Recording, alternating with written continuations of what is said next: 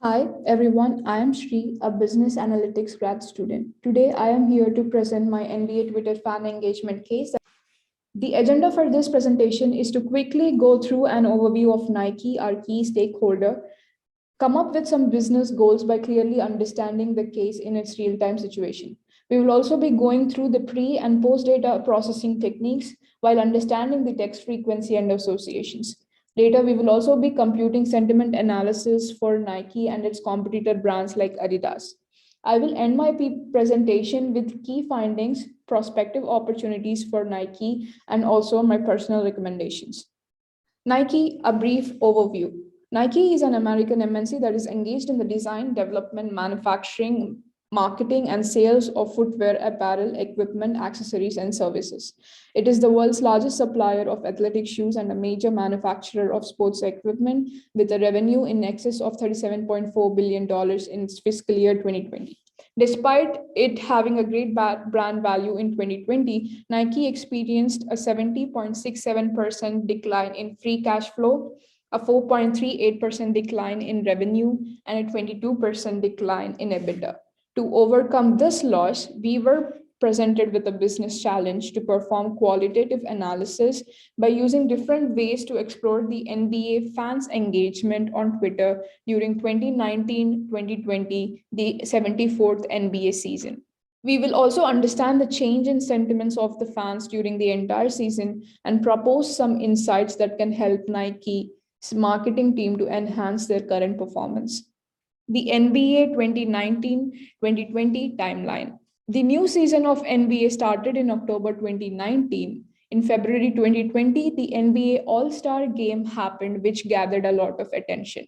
However, unfortunately, in March 2020, the season got suspended due to COVID and restarted again on 30th July 2020, where 22 teams played, out of which only 16 entered the league. In August 2020, the season got suspended again due to a wildcat strike. Players protested the crimes against Black people. Later, in the same month, the league restarted and ended in October 2020, which made it the longest season in the history of NBA. We were given the monthly Twitter data set from the month of October 2019 to October 2020. However, I have only chosen the months of October, November, December of 2019, February of 2020, and August, September, October 2020 in the same order. The reason I have excluded March, April, May, June, and July of 2020 data sets is because the season was suspended during that time. And October, November, December had of 2019 like is the beginning of the season. It had Halloween, Black Friday, Christmas, New Year's. February 2020 had the All Stars NBA match, and August, September, October had the final seasons. In order to compute my analysis, I randomly picked 10,000 rows from each month and compiled them into one large data frame in each segment for quicker analysis. Data cleaning. I created universal functions to format the font and clean the text. I later customized the stop words list so that words which do not impact our analysis could be removed. After performing the frequency analysis, we can see that the top 5 most tweeted teams are Los Angeles Lakers, Miami Heat, Boston Celtics, Houston Rockets, and Toronto Raptors. Los Angeles Lakers turned out to be the champion of this league. In order to better judge Nike's performance, I decided to analyze its word cloud associations and sentiment analysis with respect to its competitor Adidas. In order to do that, I pulled the Nike specific tweets and the Adidas specific tweets in separate data frames from the large data set. Later, I conducted word associations and sentiment analysis of the brands with respect to the overall data set. Word associations. We are now looking at the Nike's word cloud. As we can see, there are a lot of mentions about Nike's merchandise and stores. Does that mean that stores are still the main way of purchase for Nike's goods? We will see. There is a surge in the popularity of Houston Rockets, which ended up as in the 4th place in the Western Conference. Famous NBA players like Kobe Bryant, LeBron James, Durant, etc. are mentioned. However, surprisingly, we see mentions of names like Hotline Josh, Kaepernick, Thomas Paine, who are famous American activists, and a lot of mentions of political terms like spokesperson, assembly, protest, capitulation, communist, etc. Why are words of such nature even present in Nike's word cloud?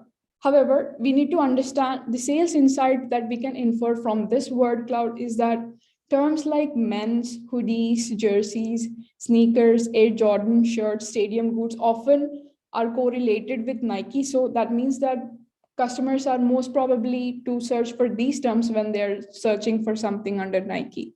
We are now looking at Adidas's word cloud. We can see that terms like jerseys, men's, eBay, Poshmark app, deals, James Harden, Mitchell, ring nose ring, etc. are visible from this word cloud. I actually analyzed both the word clouds carefully and came up with some surprising insights. Adidas's word cloud had lesser political and rarely any negative words in its cloud.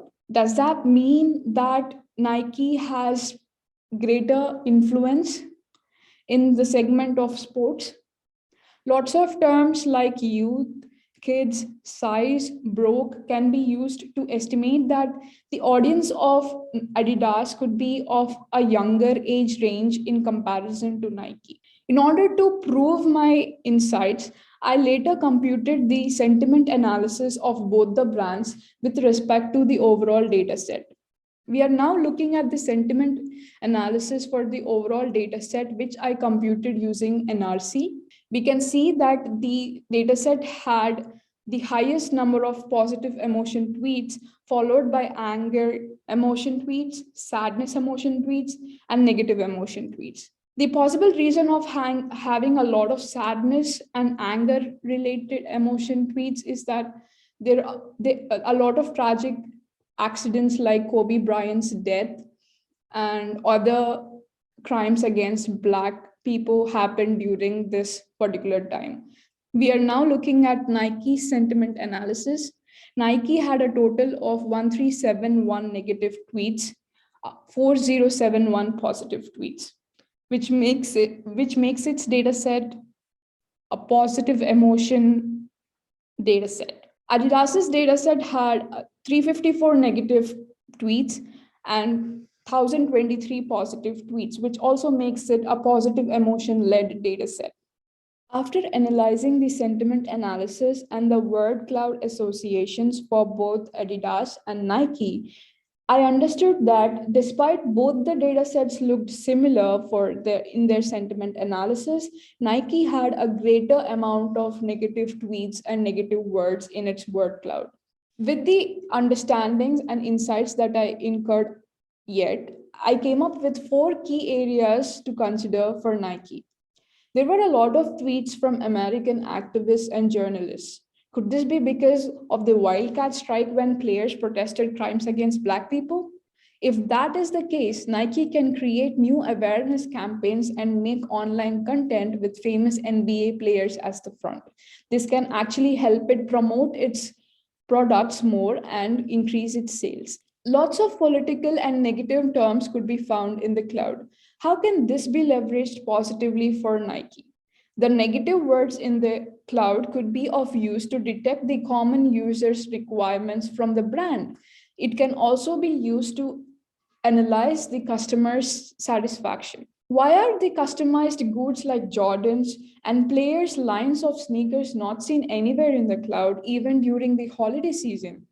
Does this mean our audience are not up for the prices, or does that mean Nike is not doing any marketing campaigns whatsoever for this product segment? Or does that mean Nike's customers are not searching for its customized goods online? If that is the case, we need to come up with some recommendations for this. There are a lot of mentions regarding stores, but what is the sales scenario in the e-com segment? Unlike Adidas, Nike had no mention of famous e-com giants like Amazon or eBay. Does that mean the audience still prefers stores more than online platforms in 2020? With these key areas to consider in mind, I came up with 3 important recommendations that Nike can implement. Increasing its online presence, innovating its marketing technology, and innovating its product line. In order to increase its online presence, Nike can invest in esports to increase the brand's presence in multiple esports platforms. It can also do online promotions in NBA team websites and fan engagement websites. In order to curb the challenge of customers only preferring stores, Nike can come up with AI tools to develop ways to identify counterfeit and fake merchandise sales to improve online purchase behavior. It can also employ machine learning and AI for customer centric marketing. It can create more NBA inspired promotions. For product innovation, Nike can come up with apparel specific goods which are actually very equally profitable, like its sneakers line. It also needs to revisit its pricing strategies for sneakers and jerseys, which are one of the most profitable product segments for Nike. Thank you so much for your time.